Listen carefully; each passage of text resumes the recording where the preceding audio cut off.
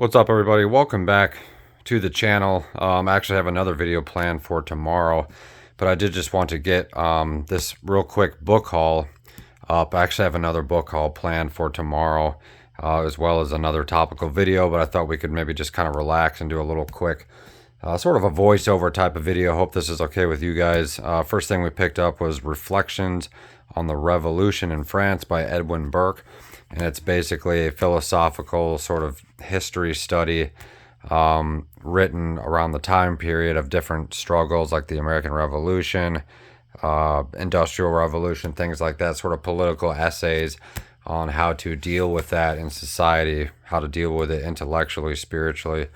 So it sounds like something that'll go along really well with Plato's Republic or something like that. So definitely looking forward to getting my eyeballs into this. Up next, we have Nana by Emile Zola. I think Emile Zola was kind of on my radar back when I was younger, but I've never actually really read him. But this looks like a fantastic novel, and it's a Barnes & Noble's Classics edition. You guys know I love these. I think the camera's probably too close.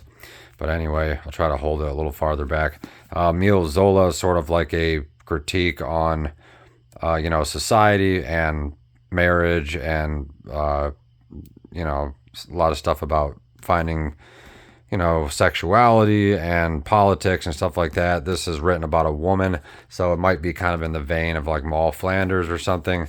I can't remember if Emile Zola is French. I believe he is.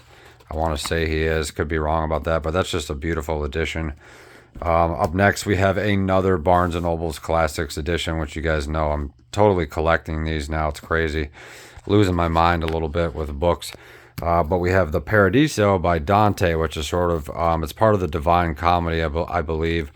And it's a love story called Canto.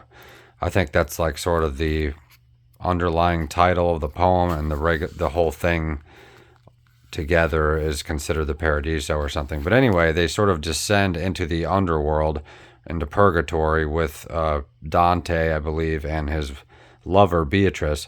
So it sounds super Renaissance, super philosophical. Definitely sounds romantic as well. So I'm looking forward to checking that out. I've already broken the book down by annotations, introduction, narrative, and endnotes. I recommend doing that. It makes approaching the book a lot more feasible and just a little bit less scary. I believe this is also a Barnes & Noble's Classics edition, but it's like a different version. I'm not real familiar with these versions. But anyway, this is All Too Human by Friedrich Nietzsche. I've been itching to, get some more Friedrich Nietzsche back into my philosophy collection. This is like a brand new copy.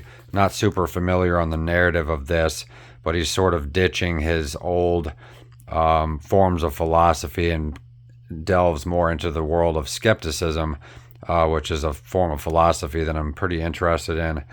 So this should be really interesting. Let me know if we have any philosophy Friedrich Nietzsche fans out there. Up next, we have another Jack Kerouac, which I've really been neglecting to get into my collection. I used to have all the Jack Kerouac books, but Jack Kerouac kind of, for whatever reason, fell off my radar or just fell off of the map for me, but I still really, enjoy his writing.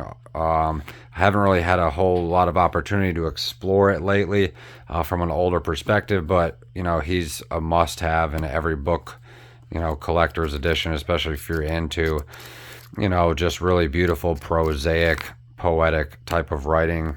Jack Kerouac is an essential, I believe. Up next, we have another James Baldwin. I got this beautiful copy of Notes of a Native Son with a new introduction by Edwin P. Jones. This is sort of political, philosophical essays on society and religion, and social change and stuff like that. So this seems like it's going to be really cool. James Baldwin just kind of came at me for some reason. I just sort of gravitated to him, and we'll talk a little bit more about that at a later time. Up next, we have the Complete Novels of Jane Austen, and this is a beautiful modern library edition. There's actually another volume at the used bookstore. I should probably go there and pick it up. I didn't know Jane Austen had so many novels, but it's got this beautiful inlay here. Just look at that. Beautiful books. beautiful pages as well.